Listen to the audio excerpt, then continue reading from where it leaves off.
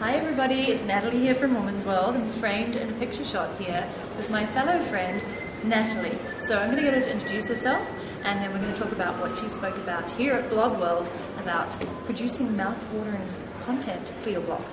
Hi, I'm Nathalie Lussier and my blog is therawfoodswitch.com, and I talked about how to create mouth-watering content to get people to return to your blog more often.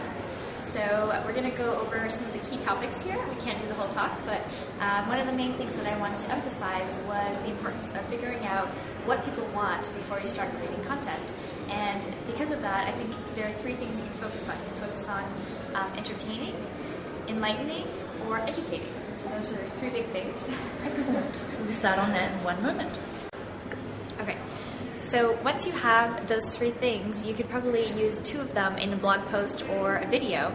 And I have this great analogy that I like to use when creating mouth-watering content is that you can use a proven recipe or you can try to wing it. So you can try to make up your own recipe and kind of mix and match different formats. But if you're going to follow a recipe, there's a couple of things you need to have, and that's a good headline that creates curiosity, that's bold, that brings people in, and that tells them what's in it for them and why they have to read this content or watch this video. And the second one is the value you bring. So, you can't just be, talking about yourself. You have to bring something for the person as well. The other one is you. People want to learn more about you as well. So telling your story sometimes is just as important as giving the how-to advice.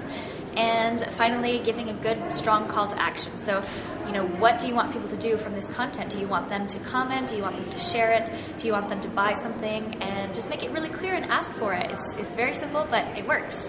So, yeah. Thank you very much. Good. Okay, I'm now just going to ask Nathalie a few key questions, I guess, about her blogging journey, because I always find this fascinating as a blogger and a business person that we learned over the last 2 days. So, how long have you been doing Raw Food Witch? So it's been about 2 years that I started the blog, and the funny story is that it was originally called Raw Food Switch, and I realized that people didn't really want to switch everything in their diet, and my boyfriend had actually recommended that I move the S and become a witch, and I thought it was a little bit extreme and a little bit weird, but when I did it, it worked out really well. Everyone just loved it. They commented so much, and someone designed the logo for me, and it was perfect. Yeah, so that was a fun story. I'd love to know what, I guess, your biggest learning lesson has been, because we all make mistakes when we're starting out. Nobody's perfect, and as we learned from the real pros today, there were things that they didn't do for 2.5, 3 years.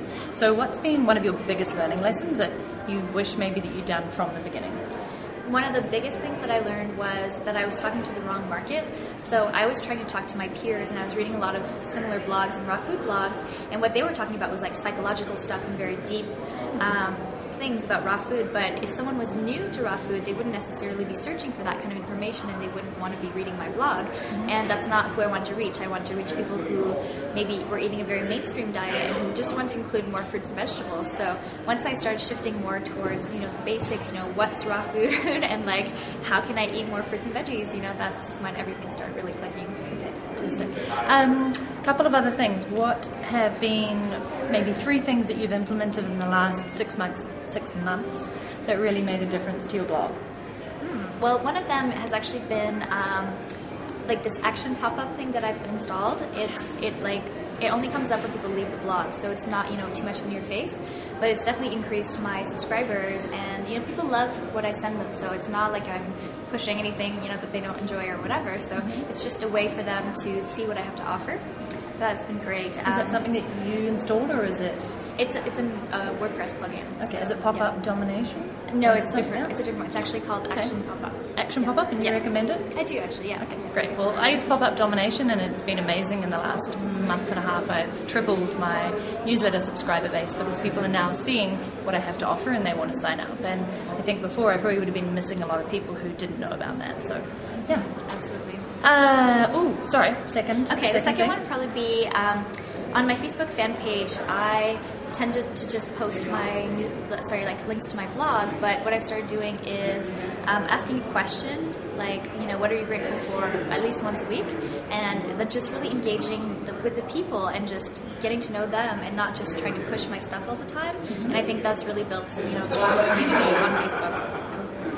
We're in the noisy hallways of BlogWorld here, and we're actually on our knees, which is starting to hurt a little bit. Anyway, we will carry on. And the third thing. Okay, the third thing I would have to say is probably Okay, actually, now put her on the spot. It's getting trickier. Yes. So I think the third thing would probably be some of the more targeted pages that I've added. So for example, I've added a local page for people who are interested in local Toronto events, and that's been really good too. Because before it would just, if I wanted to have something local, I'd have to send it to my whole list or do a blog post and hope that somebody would land on my page in time for the event. So that's been really great, and just kind of being local with people as well.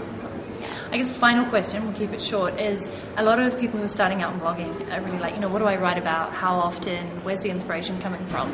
What's maybe a couple of pieces of advice that you can give from your lessons on creating content that is winning content and very useful, and keeping the inspiration coming? Well, one of the things when I first started out was to look at other blogs and see what people commented the most on, and just to kind of get a feel for what people like and what people are responding to. And then also when you start blogging, just seeing, if you hit a nerve or if you got like a lot of comments on something, maybe you should explore that topic deeper, kind of figure out what it is about that people want to learn more about. And just kind of listening to your market is, works very well, definitely. And then just to keep things fresh, keeping a list of ideas and just, always having something to write about. Never trying to sit down with a completely blank screen in front of you. Have something that you can kind of refer to or have kind of ready to get going. And final thing is, I guess, your vision. Where are you taking Raw Food Witch in the next 6 months? What's your kind of grander vision? Yeah, so my big vision, I'm going to obviously keep blogging, but I've got this magic menu plugin membership site. So how it works is you can design menus using drag and drop recipes, and it'll create the shopping list for you, and you can just print that out. And so that's I developed that myself, so I'm kind of just working on making that even better. Just tech focused. Software engineer? Yes, software engineer. Yeah. Thank you very much, Nathalie. Thank you, Natalie. It's great.